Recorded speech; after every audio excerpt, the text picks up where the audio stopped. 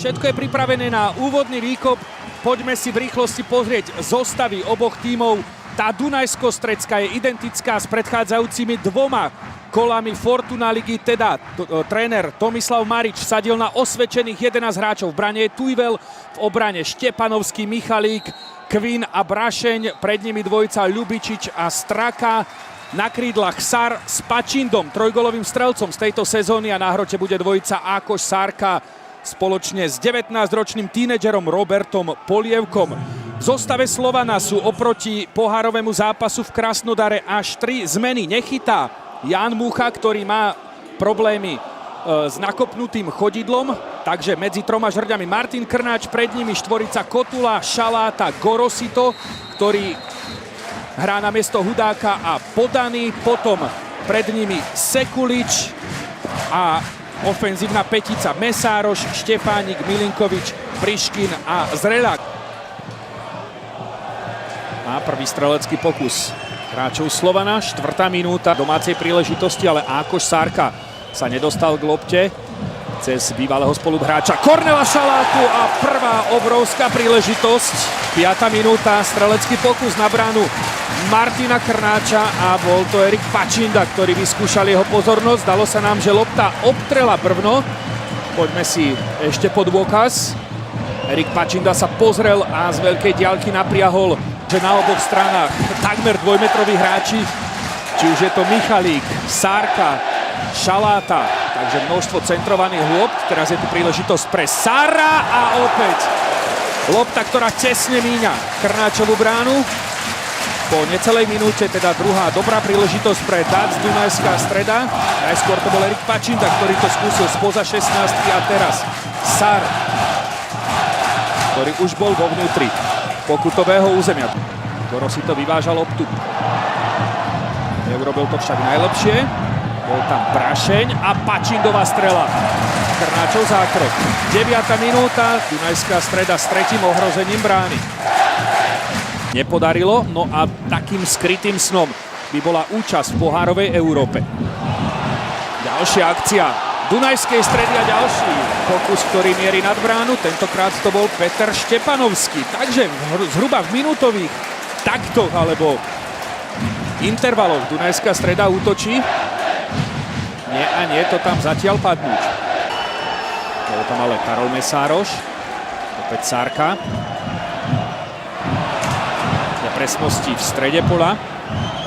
Toto už offside nebol. Prihrávka na Priškina, ktorý môže zakončiť a otvára skóre. Tamáš Priškin, 1-0 pre Slovan, 15. minúta. Prvý strelecký pokus do priestoru brány a gól maďarského reprezentanta Tamáša Priškina. Takto je ľadová sprcha pre domácich, ktorí boli aktívnejší, ktorí mali viac streleckých pokusov, lenže zabudli na Tamáša Priškina, ktorý z ostrého uhla na radosť fanúšikov Slovana prekonáva Tomáša Tujvela. Takže 1-0 pre Slovan na radosť aj trénera Dušana Titu. Ešte sa pozrime na to, ako Samuel Štefánik zachytil v strede pola pas. No a Tamáš Priškin presnou strelou prepálil aj brankára Tujvela. 1-0 pre Belasi. Však prišiel Ján Mucha a Krnáč prišiel o svoje miesto. Teraz je tu druhá príležitosť pre Slovan. Samuel Štefánik mohol zvýšiť na 2-0, ale prvý úspešný zákrok si pripisuje brankár Tomáš Tujvel. Tak po pravej strane Slovana a po ľavej strane, defenzívnej strane Dunajskej Stredy. To zatiaľ ide najjednoduchšie. Opäť tam bola chybička Kvin Slovana, Gorosito a Sekulič. Gábor Straka sa snaží niečo vymyslieť. Polievka má pozíciu na to, aby zakončil, ale po necelých 25 minútach namieril presne tam, kde stál pripravený Martin Krnáč. Toto bola výborná príležitosť na to. Technická strela k jednej či druhej žrdi už mohlo byť vyrovnané.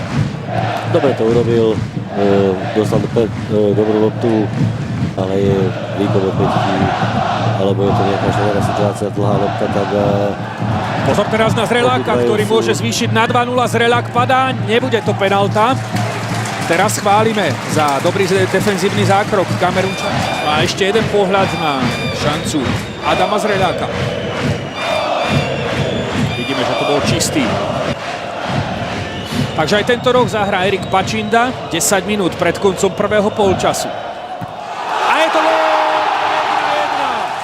Dunajsko-Stredčanom to vyšlo a Kvin, ktorého sme kritizovali pri góle na 1-0 pre Belasí, tak je to predsa len stoper domácich Kvin, ktorý vyrovnáva a ktorý mal pred pár sekundami dobrý defenzívny zákrok. Mikrosúboj so Zreľákom sa presadzuje po rohovom kope Erika Pačindu. 1-1 v Dunajskej Strede. Kvin sa zavesil do vzduchu, prehlavičkoval Nikolasa Gorosita a už je to na Žitnom ostrove veselšie. Zachytený pohyb Kvina. Dobre sa nabehol, trošku zaspal Gorosito na nej, myslel si, že už ju má. Ljubičič. Na pravej strane má voľného Štepanovského, vybral si Sár centruje a Polievka sa nedostal do koncovky. 43. minúta, lopta bola ešte tečovaná, takže bude z toho tretí rohový kop pre Dunajskú Stredu. Množstvo centrovaných hôb. Táto bola takmer úspešná. No a teraz dáva pokyn Pačindovi, aby zahral roh. Hlavičkoval Šaláta, ešte Pačinda bude mať druhú príležitosť.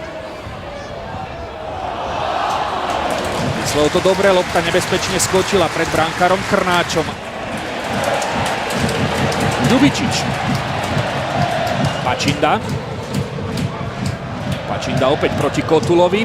Pačinda odcentrovala, lopta pohľadila brvno aj druhýkrát z kopačky Erika Pačindu. 45. minúta, druhá smola pre Dunajskú Stredu.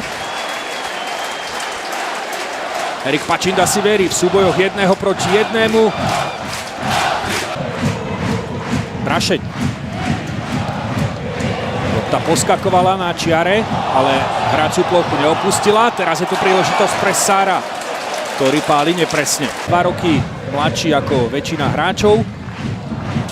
Takže možno budúcnosť Slovana.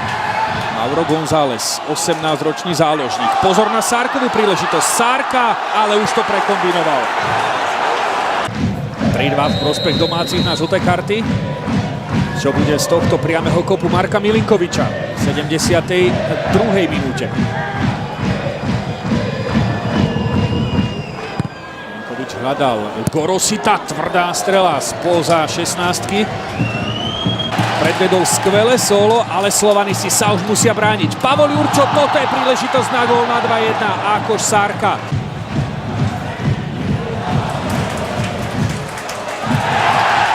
Jurčo faulovaný Sekuličom, ktorý už žltú kartu má. Bola z toho výhoda pre Dunajskú Stredu. No a bude to vylúčenie pre Sekuliča. Druhá žltá karta v rukách Kamila Horváta pred očami Sekuliča a to znamená v 77. minúte oslabenie pre bratislavský Slovan. Sekulič sa vykartoval v rozpätí 70. a 77. minúty. A to všetko hrá do karát Dunajskej Stredy, ktorá bude mať štvrťhodinovú presilovku, ak teda neuvidí niektorý z jej hráčov takisto červenú kartu. Pozrime sa na to ešte raz. Bol to úplne zbytočný faul, odohratá lopta, ale ja si myslím, že nechtiac šmykol sa. Opäť výhoda pre Dunajskú Stredu po faule Gonzálesa.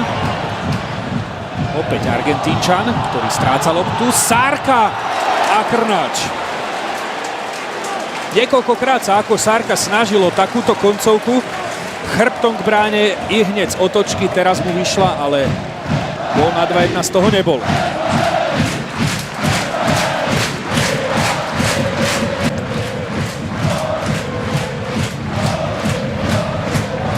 Jemnúčka lopta, ale to je pochúčka pre Gorosita. González kazí ďalšiu prihrávku. Zachytil ju Michalík. Pačinda. Ešte Erik Pačinda. Míňa bránu Krnáča. Dunajsko-Strečanov. Štepanovský. Pavol Jurčo nebol v offside, ale pošmykol sa. Ešte je tu príležitosť, ale toto už offside je. Takže ak by aj Sar skóroval gól, by neplatil v 89. minúte. Krásna akcia, pretože Jurčo sa vyhol tej offsideovej pásci. Už zrejme myslel na koncovku, len ešte nemal loptu. Navyše, klský terén. On dobre nabiehal z druhej vlny. Áno, bol proti nemu, teraz to sledujme. Teraz ju špatne prebral a pošmykol sa Ešte sa snažil z toho vyťažiť niečo. v čistej gólovej šanci. Posledná nakopnutá lopta a záverečný hvist. V Dunajskej Strede sa ani na 5. pokus nepodarilo doma zdolať bratislavský Slovan a tak stále platí to, že posledné víťazstvo na Žitnom ostrove nad Belasími zaznamenala v septembri 2011. Dnes je z toho zmierlivá remíza 1-1, s ktorou môžu byť zrejme viac spokojní hráči Belasí, ktorí síce viedli od 15. minúty po góle Tamáša Priškina, lenže v 36. minúte vyrovnal Moe Kvin.